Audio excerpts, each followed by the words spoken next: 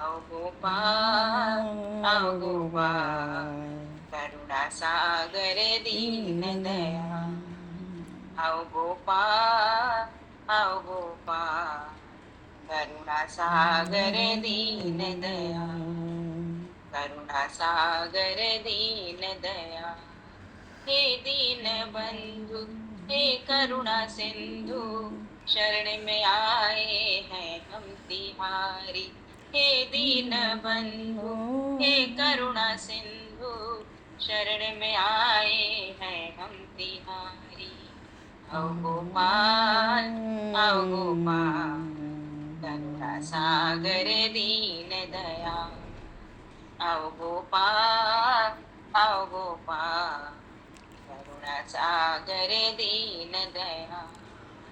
करुणा सागर दीन दयाल। करुणा सागर दीन दयाल। श्री राधे वर कृष्ण चंद्र भगवान की जय। सियावर रामचंद्र भगवान की जय। हरिशरणम। अनंत कोटि ब्रह्मांड नायक सर्वेश्वर पूर्ण परात्पर ब्रह्म असंख्य कल्याण गुणमंडले भक्तवांशा कल्पतरु शरणागत वत्सल भक्त वत्सल दीनबंधु दयासिंधु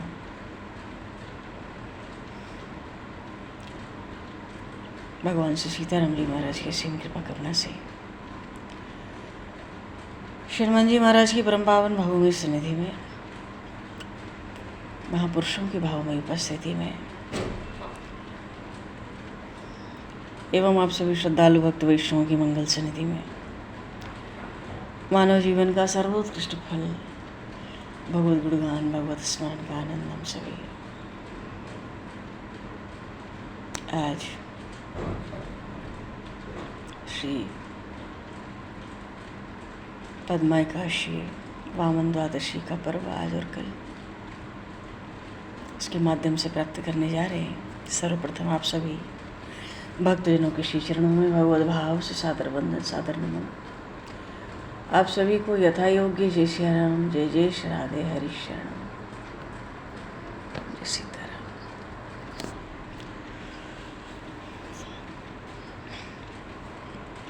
जय। बरहापीडं नटवरवपुः कर्णयो कर्णकारं बिभ्रद्वासः कनककपिशं वैजयन्तीं च मालां रन्ध्रान् वेणोर्धरसुधया पूरयन् गोपवृन्दैः वृन्दारण्यं स्वपदरमणं प्राविशद गीतकीर्तिः। आज सर्वप्रथम तो पद्मा एकादशी की, परिवर्तनी एकादशी की, डोल 11 की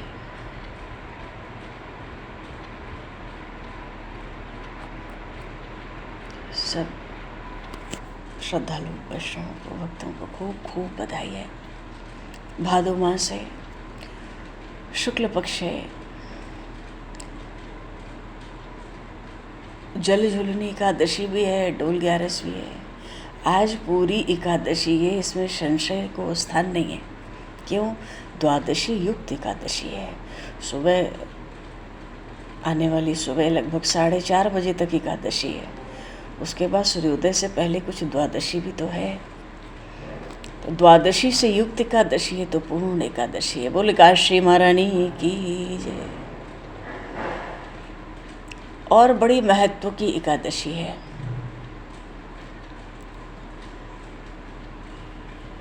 और इस एकादशी व्रत के बारे में भगवान श्री कृष्ण ने स्वयं युधिष्ठिर जी को सुनाया कि इस दिन भगवान की व्रत और पूजा करने पर भगवान ब्रह्मा विष्णु महेश सहित तीनों लोकों की पूजा का फल हो जाता है। तो महत्व क्या है जल झूलनी डोल 11 परिवर्तनी एकादशी? वस्तुतः आज के दिन मैया यशोदा ने भगवान कृष्ण का कुछ कुआं पूजन जैसा कर्म कराया, इसलिए इसको डोल 11 कहते हैं। डोल 11 में भगवान को पालकी में बिठाकर भ्रमण कराते हैं। और इसके साथ ये भी कहते हैं कि इस दिन माता यशोदा ने भगवान श्री कृष्ण के जलाशय पर जाकर अंग वस्त्र भी धोए थे पहली बार। परिवर्तनी देखो, ये जो जल झूलनी एकादशी है, आज के दिन भगवान श्री कृष्ण पहली बार नंद भवन से बाहर आए। बड़ा आनंद हुआ ब्रज में, सब जमुना जी पर गए, वहाँ बड़ा भारी महोत्सव भी मनाया गया जमुना जी के साथ। ये जल झूलनी एकादशी भी है, परिवर्तनी एकादशी है। चौमासे में भगवान शयन कर रहे हैं, कहते परिवर्तनी एकादशी जीव को मनोवांछित फल देती है, क्योंकि भगवान जो क्षीर सागर में शयन कर रहे हैं 4 मास के लिए, आज वो भगवान करवट बदलते हैं और करवट बदलते ही प्रसन्न मुद्रा में रहते हैं। बोलिए श्रीमन नारायण भगवान की जय। तो इस दिन कहते हैं भक्ति भाव से विनय पूर्वक आग्रह करने पर मनोवांछित फल अवश्य मिलता है। और भगवान वामन का पूजन होता है, पर भगवान वामन का पूजन तो द्वादशी में होगा, कल होगा वामन द्वादशी। कल एकादशी भी है ब्रह्म मुहूर्त तक, फिर द्वादशी भी है, वामन पूजन भी है, हरिवासर भी है सुबह लगभग 10:30 बजे तक, श्रावण नक्षत्र भी है, और रात्रि जागरण में कल द्वादशी मिलेगी। आज तो सुलभ नहीं होगी, तो जागरण हम लोग कल ही करेंगे, व्रत तो कल करना आवश्यक है। बोलिए श्री वामन भगवान की जय। तो ये परिवर्तनी एकादशी पे भगवान ने करवट बदली। तो ऐसी ये विलक्षण, इसलिए बड़ी भारी महिमा है इसकी ना, कई महत्व की चीज़ें, बहुत आध्यात्मिक उन्नति का पर्व है। युधिष्ठिर जी ने जब भगवान श्री कृष्ण से पूछा कि केशव, भाद्रपद मास के शुक्ल पक्ष में जो एकादशी है उसका क्या नाम है, कौन से देवता है, क्या विधि है, भगवान श्री कृष्ण ने कहा, राजन इस विषय में तो एक आश्चर्यजनक कथा सुनाऊंगा। क्यों? ब्रह्मा जी ने महात्मा नारद को कहा था, जब नारद जी ने पूछा कि हे चतुर्मुख, आपको नमस्कार है, मैं भगवान विष्णु की आराधना के लिए आपके मुख से ये सुनना चाहता हूँ कि भाद्रपद मास के शुक्ल पक्ष में कौन सी एकादशी होती है। तो ब्रह्मा जी ने कहा कि हे मुनि श्रेष्ठ हैं भाई नारद जी, तुमने बहुत उत्तम बात पूछी है, और क्यों न पूछो, तुम वैष्णव जो ठहरे। भाद्रपद मास के शुक्ल पक्ष की एकादशी का नाम पद्मा है, पद्मा नाम से विख्यात है। उस दिन भगवान ऋषिकेश की पूजा होती है, और उत्तम, इतना उत्तम व्रत है, अवश्य करने योग्य है। तो परिचय देते हुए ब्रह्मा जी ने देव ऋषि नारद को कथा सुनाई। क्या? सूर्यवंश में मांधाता नाम के एक चक्रवर्ती सत्य प्रतिज्ञ और बड़े प्रतापी राज ऋषि हो गए। भगवान राम के पूर्वज थे मांधाता जी, कौन नहीं जानता इनको। प्रजा का अपने औरस पुत्रों की भांति धर्मपूर्वक पालन करते थे। वैसे भी सूर्यवंश के जितने राजा हुए सब प्रजावत्सल हुए। तो उनके राज्य में अकाल नहीं पड़ता था, मानसिक चिंताएं सताती नहीं थी, व्याधियों का प्रकोप भी नहीं था, प्रजा निर्भय रहती थी, धन धान्य से समृद्ध थी, और महाराज मांधाता के राजकोष में केवल न्याय से उपार्जित धन का ही संग्रह था।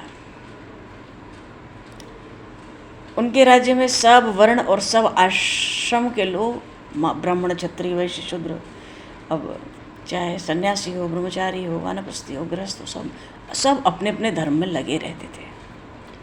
तो मांधाता जी के समय जो राज्य की भूमि थी, कामधेनु के समान फल देने वाली, अयोध्या के राजा थे, राजधानी अयोध्या, हैं चक्रवर्ती सम्राट, पर राजधानी सूर्यवंश की अयोध्या रही।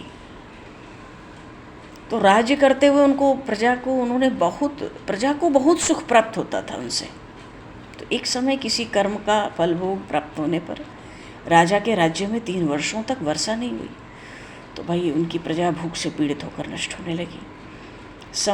तब संपूर्ण प्रजा ने महाराज के पास जाकर कहा, प्रजा बोली महाराज मंधाता से कि हे नृपश्रेष्ठ मनो, आप तो ऐसे राजा हैं, क्या कहना है, आपको प्रजा की बात सुननी चाहिए। पुराणों में मनीषी पुरुषों ने जल को नारा कहा है। वह नारा ही भगवान का अयन है, मन निवास स्थान, इसलिए वो भगवान नारायण कहलाए जो जल में निवास करें। तो नारायण स्वरूप भगवान विष्णु सर्वत्र व्यापक रूप में विराजमान है और वे ही मेघ स्वरूप होकर बरसात करते हैं। बरसात से अन्न पैदा होता है, अन्न से प्रजा जीवन धारण करती है। इसलिए हे नृपश्रेष्ठ, इस समय अन्न के बिना प्रजा का नाश हो रहा है, अतः ऐसा कोई उपाय कीजिए जिससे हमारे योग क्षेम का निर्वाह हो। तो राजा मंधाता जी ने कहा कि आप लोग का कहना सत्य है, क्योंकि अन्न को ब्रह्म कहा गया है। अरे अन्न से प्राणी उत्पन्न होते हैं, अन्न से ही जगत जीवन धारण करता है। और लोक में तो बहुधा सुना जाता है, पुराणों में भी बहुत विस्तार के साथ ऐसा वर्णन है कि राजाओं के अत्याचार से प्रजा को पीड़ा होती है। कि मैं जब बुद्धि से विचार करता हूँ तो मुझे अपना किया हुआ कोई अपराध नहीं दिखाई देता, फिर भी मैं प्रजा का हित करने के लिए पूर्ण प्रयत्न करूँगा। मानो महाराज मांधाता को नहीं समझ आता कि मेरी प्रजा पीड़ित हुई कैसे। चलो, महाराज ने निश्चय किया, राजा मांधाता ने गिने चुने लोगों को लेकर विधाता को प्रणाम करके सघन वन की ओर चल पड़े। जहाँ जहाँ मुख्य मुख्य मुनियों के, ऋषियों के, तपस्वियों के आश्रम थे, घूमते फिरे। एक दिन उनको ब्रह्मपुत्र अंगिरा ऋषि का दर्शन हुआ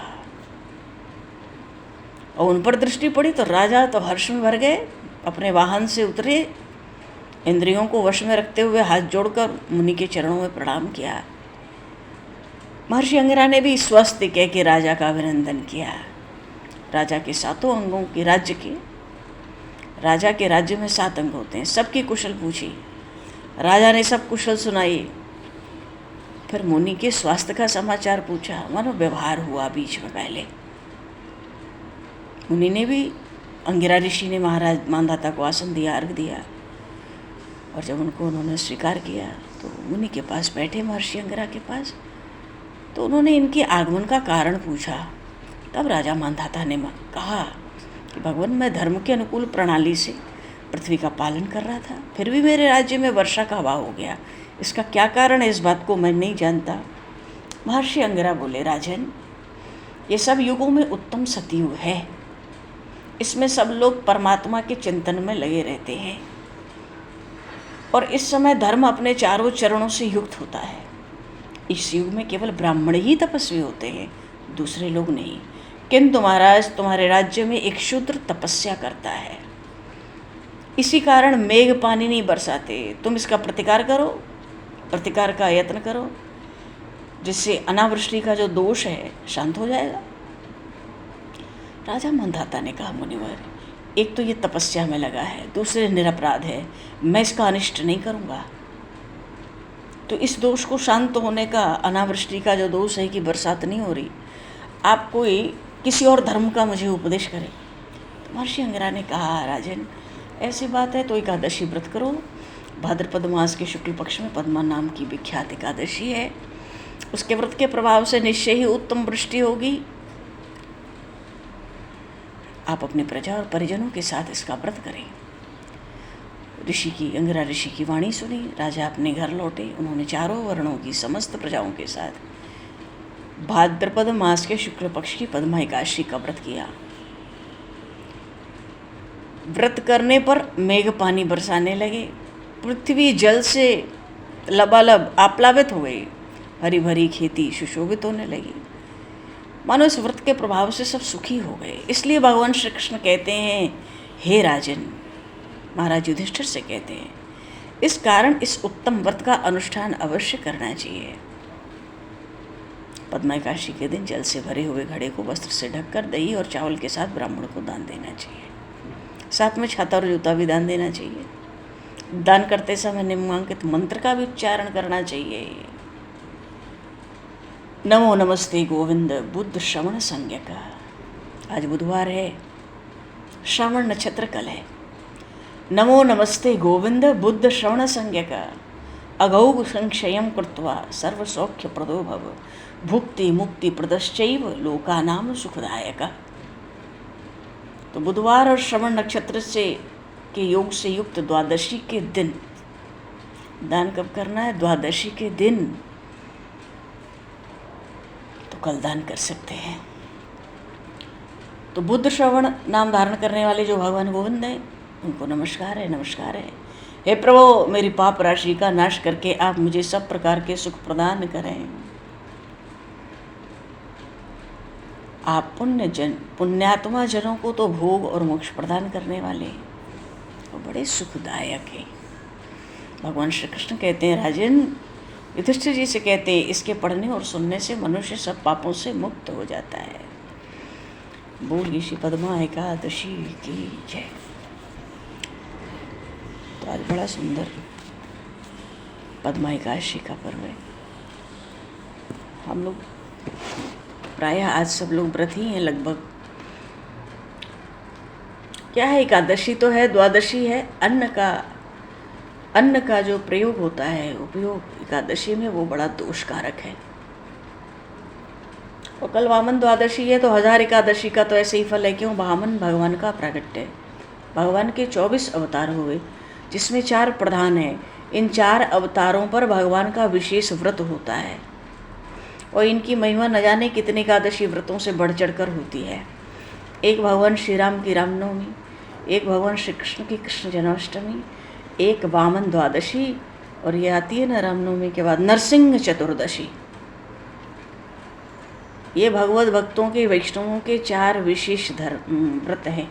और साथ में रामनवमी है तो श्री जानकी नवमी होगी, श्री कृष्ण जन्माष्टमी है तो श्री राधाष्टमी अवश्य होगी, और साथ में जो विशेष कृपा बरसाने वाले इस मार्ग में भगवान शिव, महाशिवरात्रि व्रत, ये वैष्णवों का मूलभूत व्रत है। तो वामन द्वादशी भगवान का बहुत भारी प्राकट्य है। बोलिए श्री वामन भगवान की जय। और इस 4 महीने में वामन द्वादशी का महत्व इस समय और क्यों बढ़ जाता है? बहुत महिमा है कल के व्रत की, क्योंकि श्रावण नक्षत्र में जिसमें भगवान वामन प्रकट हुए वो नक्षत्र का योग कल है। कल द्वादशी तिथि है और एकादशी भी रहेगी सुबह 4:30 बजे तक। एकादशी, द्वादशी, वामन भगवान का प्राकट्य, हरिवासर, रात्रि जागरण में द्वादशी, सब कुछ मिलेगा कल। और बड़ी भारी उस व्रत की, कल की व्रत की महिमा है। प्रायः तो पद्मा एकादशी और वामन द्वादशी एक साथ ही होते हैं और एक ही दिन व्रत करने का विधान भी होता है। लेकिन अब इस तरह से एकादशी आवेगी कि द्वादशी युक्त तो अन्न तो नहीं लेना अच्छा है। ठीक है, बोलिए श्री वामन भगवान की जय। व्रत हो या न हो, एकादशी तिथि पे अन्न का प्रयोग नहीं करना चाहिए। चावल का तो स्पर्श भी न हो। तो 4 महीना ये जो चौमासा है, इसमें भगवान वामन का चरित्र बहुत लाभकारी है भागवत के अनुसार, महापुरुषों के अनुसार, हमारे शास्त्र पुराणों के अनुसार। कारण क्या है? इस 4 महीने में भगवान वामन महाराज बलि के द्वार पर के द्वारपाल बने रहते हैं। इस 4 महीने में, चौमासे में भगवान ने आरंभ में ही कहा था, देवशैनी एकादशी की कथा में आया कि वामन भगवान कहते, भगवान नारायण, कि एक स्वरूप से तो मैं क्षीर सागर में शयन करता हूँ और दूसरा स्वरूप महाराज बलि के द्वार पर मैं द्वारपाल बनकर रहता हूँ। इसलिए भी इस चौमासे में वामन भगवान का चरित्र तो लोग 4 महीना कहते सुनते हैं, पर अब तो वामन द्वादशी है। आज की कथा में आगे जो सत्संग कथा हुए, जागरण में कल जो कथा सत्संग हुए, विशेष रूप से वामन भगवान का चरित्र तो अत्यंत आवश्यक है। और चौमासे में तो चलता है वामन भगवान का चरित्र, खूब श्रीमद् भागवत महापुराण से गायन होता है वामन भगवान का। तो वामन भगवान का चरित्र ऐसा है कि उसकी भूमिका भगवान विष्णु के 15वें अवतार है, नारायण के। 6ठ मनवंतर में समुद्र मंथन में हुआ। 6ठ मनवंतर में तो समुद्र मंथन हुआ, और जब अगला मनवंतर आया 7म, तो महर्षि कश्यप के घर वामन भगवान श्री वामन जी महाराज प्रकट हुए थे। बोलिए श्री वामन भगवान की जय। किसी समय दुर्वासा जी के प्रति देवराज इंद्र से अपराध हुआ। संक्षेप में वार्ता है, भूमिका का स्मरण हम लोग कर रहे हैं। महर्षि दुर्वासा ने भगवान नारायण की उपासना की, बड़ी भारी तपस्या की, भगवान को प्रसन्न किया, मनचाहा वरदान प्राप्त किया। भगवान नारायण ने अपने कंठ में पड़ी कमल की माला प्रसादी स्वरूप में महर्षि दुर्वासा को दी। दुर्वासा जी को मार्ग में चलते समय देवराज इंद्र ऐरावत हाथी पर बैठे हुए मिल गए और वो प्रसादी माला प्रसन्न होकर इंद्र को महर्षि दुर्वासा ने दी। और वो प्रसादी माला इंद्र ने धारण नहीं की, क्यों? वजन है कमल के पुष्पों के हार में। अपने ऐरावत हाथी के मस्तक पर रख दिया, उसने सूंड से घुमाकर फेंका तो महर्षि दुर्वासा के ही आगे आके वो गिरी। दुर्वासा जी ने देखा तो क्रोध आ गया, क्यों? भगवान की प्रसादी माला थी, मैंने इसको आदर बुद्धि से दिया, इसने अनादर किया। भगवान नारायण के प्रसादी का, नरमाल्य का तिरस्कार किया। दुर्वासा जी ने श्राप दिया इंद्र को, जा तेरी जो लक्ष्मी है ना शीघ्र नष्ट हो जाएगी, तू श्री से रहित हो जाएगा। फिर क्या था, पता पड़ गई दैत्यों के गुरु शुक्राचार्य जी को, इंद्र को श्राप मिल गया। महाराज दैत्य शिरोमणि, भक्त शिरोमणि प्रहलाद जी महाराज के पुत्र हुए विरोचन जी, उनके पुत्र है महाराज बलि।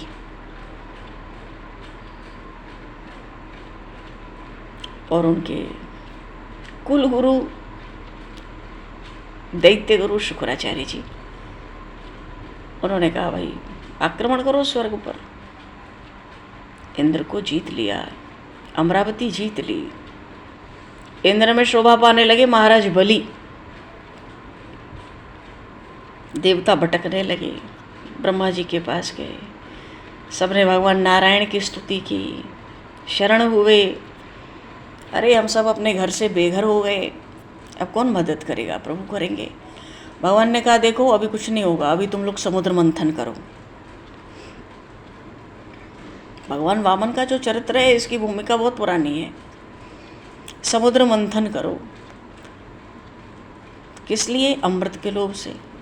अब अकेले देवता या दैत्य से नहीं हुआ, दोनों को मिलना पड़ेगा। तो राजा बलि के साथ देवराज इंद्र ने, जैसे भी निष्कपट तो नहीं होता ये सब, संधि कर ली। सबने मिलकर समुद्र मंथन किया। समुद्र मंथन में भगवान ने 4 अवतार लिए। समुद्र मंथन से जब अमृत प्रकट हुआ तो भगवान ने देवताओं को अमृत पिलाया, पर जो दैत्य थे भगवान से विमुख थे, वो असुर, उनको अमृत नहीं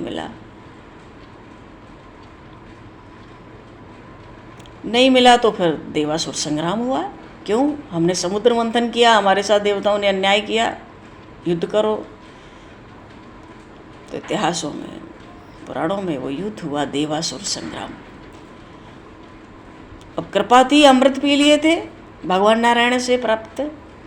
देवताओं पर इस समय भगवान की कृपा है। देवराज इंद्र ने अपने वज्र से मार गिराया महाराज बलि को। बहुत असुर दैत्य मरे, सबके सब चले गए अस्ताचल पर्वत। जितने बचे थे दैत्य असुर सब उठा के ले गए सबको, खासकर विशेष रूप से महाराज बलि को। अस्ताचल पर्वत पे दैत्य गुरु शुक्राचार्य थे, उन पर संजीवनी विद्या थी, इसलिए ले गए। उन्होंने सबको जीवित कर दिया, विशेष रूप से महाराज बलि को। और महाराज बलि से दैत्य गुरु शुक्राचार्य जी ने एक विश्वजित यज्ञ कराया पहले, इस भावना से कि रोज कौन स्वर्ग पर चढ़ाई करे अन्य अन्य लोकों में, अब खत्म करो इस इंद्र का काम हमेशा के लिए।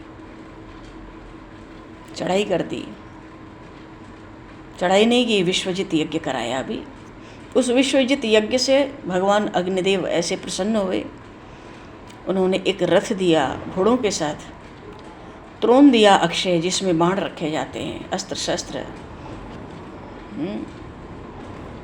और सुंदर रथ विश्वजित यज्ञ से प्रकट हुआ। वो महाराज बलि को मिला और चढ़ गए, चढ़ा दिए दैत्य गुरु शुक्राचार्य जी, चढ़ जाओ इसके ऊपर और चलो स्वर्ग पर आधिपत्य करो। अब की बार तो ऐसा तेज था महाराज बलि का, कोई सामने टिकने वाला नहीं था देवता। भगवान ने कहा भागो, कुछ नहीं होगा। विश्वजित यज्ञ करके आ रहा है।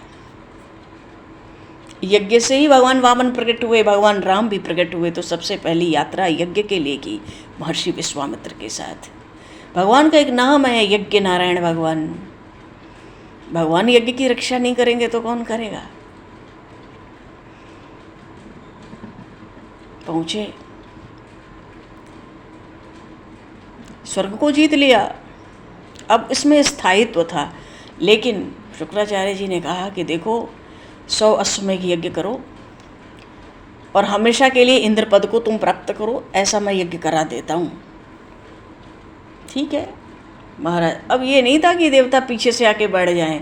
महाराज बलि तो यज्ञ में दीक्षित हो गए। 100 अश्वमेघ यज्ञ के लिए कोई 100 अश्वमेघ यज्ञ करे तो इंद्र बनता है, और कोई 100 जन्मों तक ब्राह्मण के संपूर्ण धर्मों का पालन करे तो वो ब्रह्मा होता है।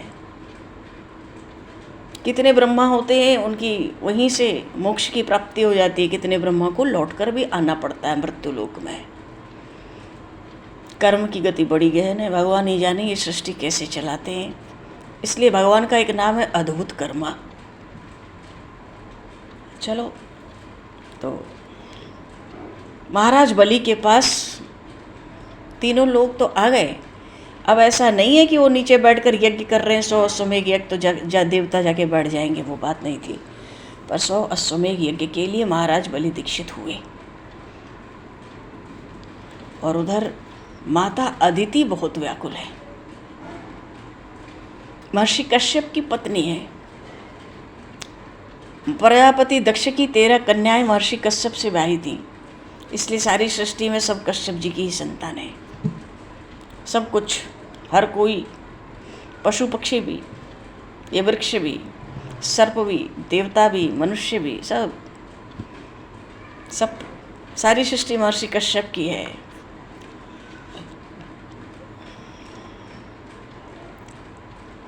हाँ, माता अदिति ने महर्षि कश्यप से कहा कि मेरे पुत्र इधर उधर भटक रहे हैं इतने समय से, मुझे दिन रात बिल्कुल चैन नहीं है, शांति नहीं है। आप कुछ उपाय करें जिससे मेरे पुत्रों को उनका घर, उनका लोक, उनका स्थान वापस मिल जाए, उनका सुख भोग, उनका वैभव, उनका ऐश्वर्य पुनः उनको प्राप्त हो जाए।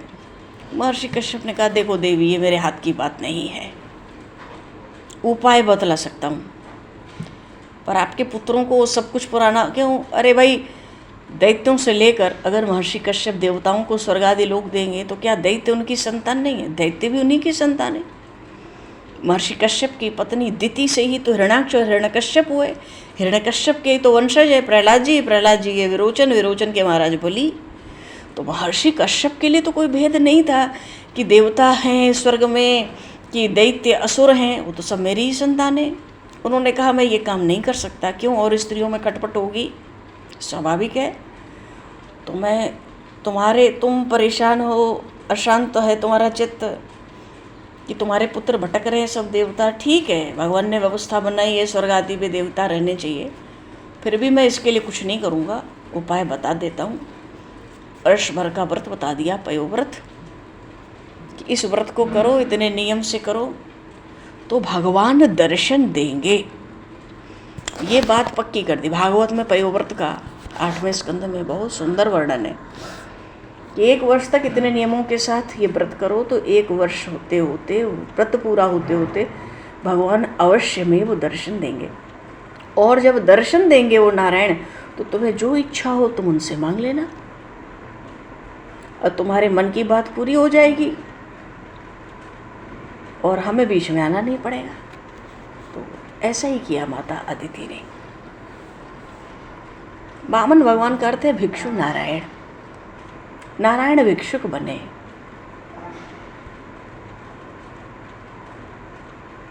और जब माता अदिति का पयोव्रत पूरा हुआ और भगवान नारायण ने दर्शन दिया,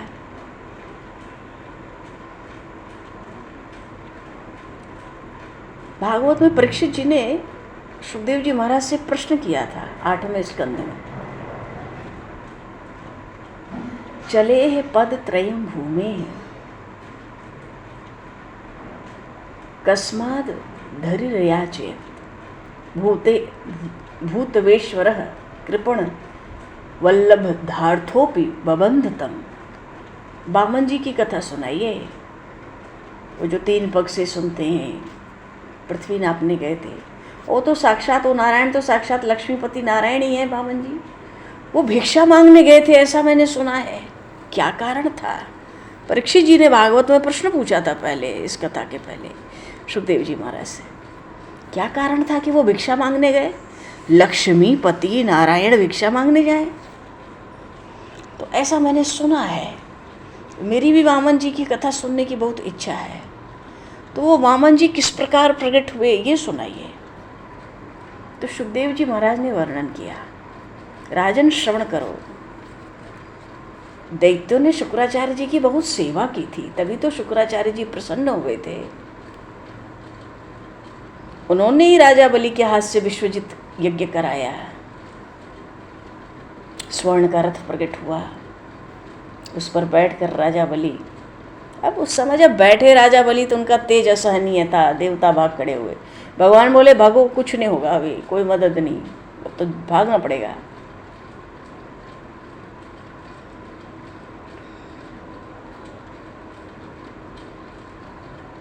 और महाराज बलि जो अश्वमेध यज्ञ कर रहे हैं वो भी बृहस्पति तीर्थ में कर रहे हैं, नर्मदा के तट पर।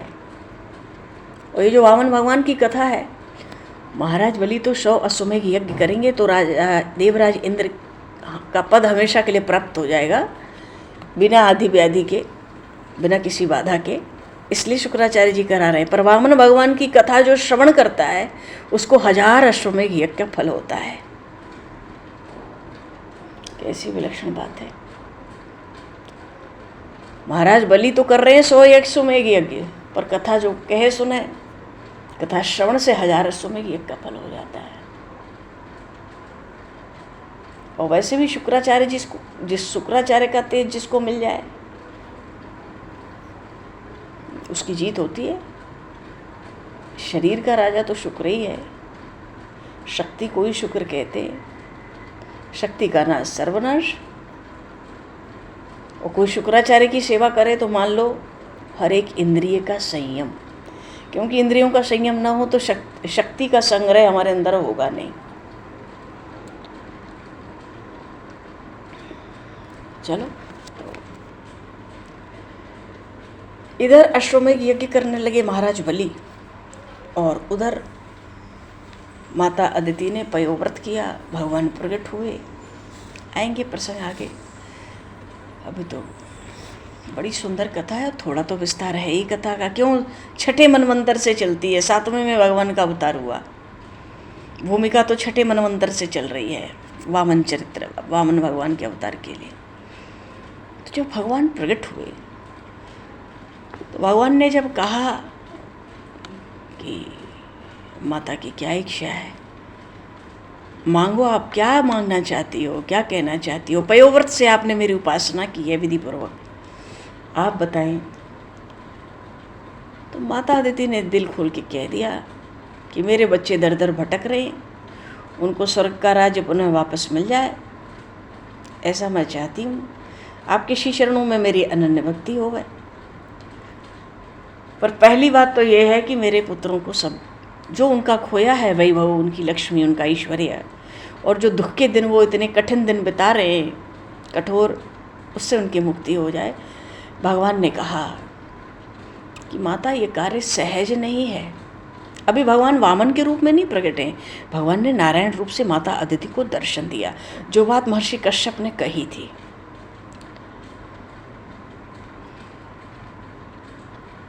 और इस समय जितने देवता हैं, जितने ब्राह्मण हैं, वस्तुतः राजा बलि पर प्रसन्न हैं। नहीं है स्वर्ग में वो देवता, बात अलग है, पर इस समय राजा बलि पर कौन प्रसन्न नहीं है? वो धर्मात्मा हैं, उनके धर्म से पृथ्वी अभी टिक रही है। जिस पर देवता ब्राह्मण प्रसन्न हो, जिसमें धर्म का ऐसा वास हो, भाई उसको युद्ध में तो जीता नहीं जा सकता। और उसका तिरस्कार भी नहीं, ऐसा नहीं कि युद्ध ना करूं, तिरस्कार करूं, तिरस्कार भी नहीं कर सकता हूं। क्यों? उसमें धर्म का बल इतना प्रबल है। तो राजा बलि का ना तो तिरस्कार इस समय हो सकता है, और देवता ब्राह्मण भी प्रसन्न है, तो इसलिए उनसे युद्ध किया नहीं जा सकता। मानो युद्ध न करने का अर्थ है अगर युद्ध किया जाएगा तो विजय नहीं मिलेगी,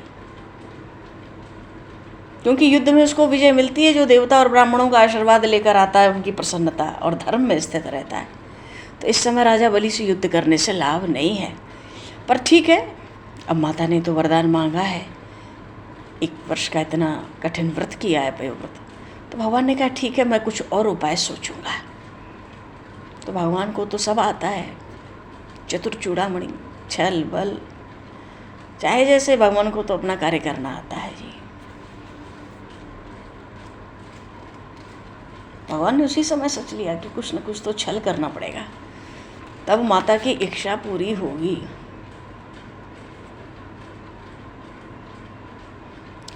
अब भगवान तो किसी को मारते नहीं, जीव का पाप ही उसको मारता है।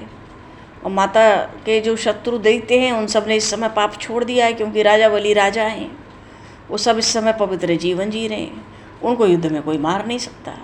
पर किसी युक्ति से मैं तुम्हारा काम कर दूंगा। मानो शत्रु का मरण भी नहीं होगा, पर आपके बालकों को उनका राज्य स्वर्गादि लोगों का प्राप्त हो जाएगा।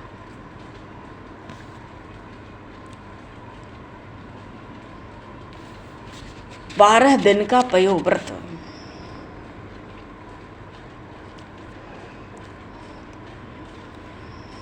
बोलिए श्रीमन नारायण भगवान की जय। और भगवान ने कह दिया, मैं आपके घर में, मैं नारायण आपके घर प्रकट होऊंगा।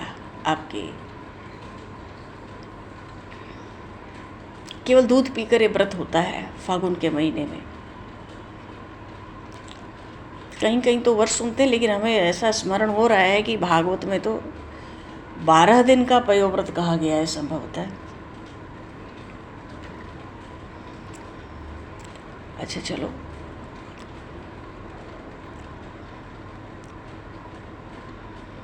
भगवान श्री कृष्ण तो अतिशय कृपा करते हैं।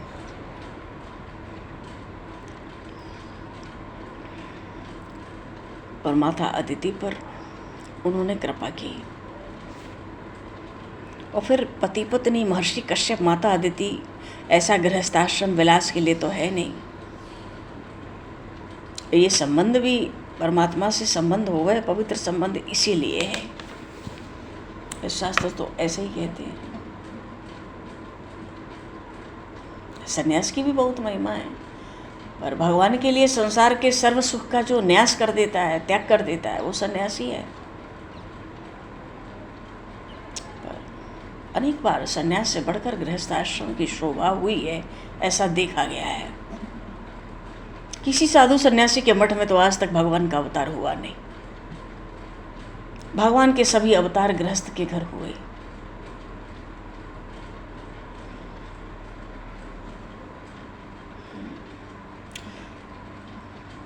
महर्षि कश्यप, माता अदिति ऐसे हुए कि भगवान पुत्र स्वरूप में प्रकट होने के लिए तैयार हो गए।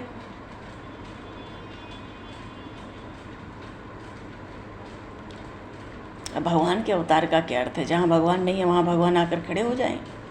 अरे जगत में ऐसी कोई जगह नहीं है जहाँ भगवान नहीं है। सर्वव्यापक परमात्मा सब में व्याप्त है, माया के आवरण से ढके रहते, भीतर ही परमात्मा है। भगवान तो प्रकाश में कहा गया ना, भगवान को प्रकाश में कहा गया।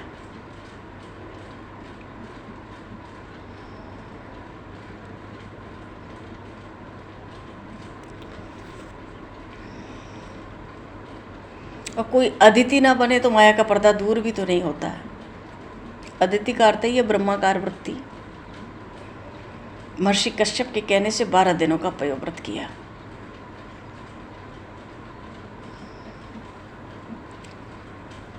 और व्रत का तो लक्ष्य यही है ना कि भैया संसार भूले, भगवान का दर्शन स्मरण होता रहे, उसमें तन्मयता हो जाए, और फिर प्रगाढ़ तन्मयता हो जाए तो क्या पूछना है।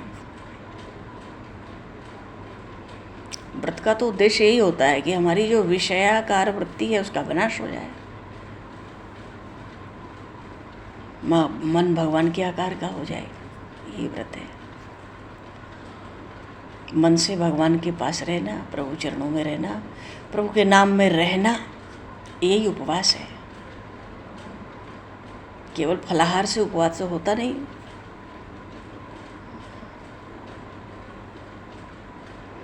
फलाहार करके भगवान का ध्यान स्मरण करने से उपवास होता है। जगत भूले यही उपवास है, यही व्रत है। मन तो भगवान सबको समान रूप से दिए,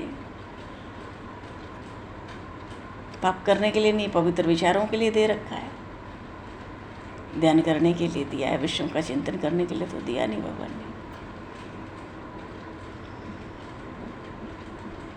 तो 12 दिन का व्रत करके, क्योंकि अब व्रत से भगवान प्रकट होंगे, उद्यापन होगा। 12 दिन व्रत होगा तो त्रयोदशी में उद्यापन होगा और फिर प्रसाद ग्रहण करना था। माता अदिति सोई थी, उस समय स्वप्न में चतुर्भुज नारायण का पहले दर्शन हुआ था। वैसे भी मन की परीक्षा कहीं जागृत अवस्था में तो हुई नहीं, स्वप्न अवस्था में ही होती है।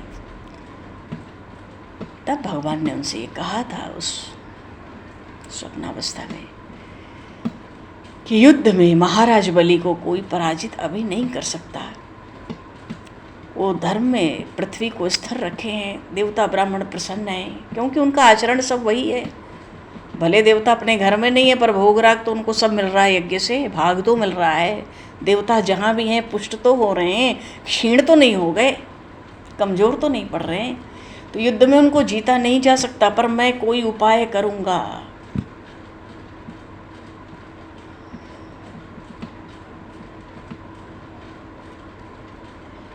और फिर आज्ञा लेकर, क्यों माता होने वाली हैं माता अदिति, ऋषि पत्नी अदिति, भगवान आज्ञा लेके अंतर ध्यान हुए थे। उसके बाद तो माता के मुख पर ऐसा तेज था। माता के उदर में विराजमान परमात्मा देव गंधर्व स्तुति करेंगे, भगवान प्रकट होने वाले हैं। पर मध्याह्न काल में कल प्रकट होंगे 12 बजे भगवान। और उस समय महर्षि कश्यप दोपहर की संध्या कर रहे थे, अकेली माता अदिति आश्रम में। माता व्याकुल है, कब प्रकट होंगे, कब, क्यों बोल गए मैं तो प्रकट होऊंगा। भगवान तो स्पष्ट बोल गए मैं प्रकट होऊंगा आपके गर्भ से। फिर आतुरता के बिना अवतार होता भी तो नहीं है। बोलिए श्री वामन भगवान की जय। चलो जी, कल वामन द्वादशी है, ये प्रागट्य कल ही होगा। श्रीमद् भागवत में भी बड़ी सुंदर कथा है।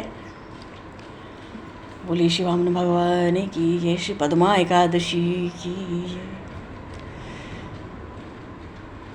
श्री राम राजा सरकार की जय, श्री राधे कृष्णचंद्र भगवान की जय, श्री कृष्ण चैतन्य देव की जय। चलो प्रभु, इतना ही प्रणाम करके आपको अभी गौरी शंकर भगवान की जय, श्री हनुमान जी महाराज की जय, सब संतन की जय, सब भक्तन की जय, सद्गुरुदेव भगवान की जय। आज का अब तो आज समय को निश्चित करते हुए वाणी को विराम दिया जाए। वाक्य पुष्पांजलि प्रभु के श्री चरणों में सादर समर्पित। और आप सभी को भी यथा योग्य जय श्री राम। कल और विधि पूर्वक व्रत करने का प्रयास किया जाए।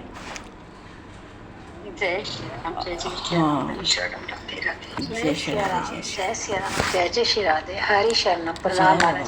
जय जय श्री राम, जय जय श्री राधे, हरि शरणम। जय श्री राम, जय जय श्री राधे, हरि शरणम, जय जय श्री राधे, श्री राम, जय श्री गुरु महाराज जी। बोले भगवान, जो कोई आप बोलना चाहें बोलें, खूब समय हो चुका है, हो रहा है। आज आप लेट आई हैं, बोलो।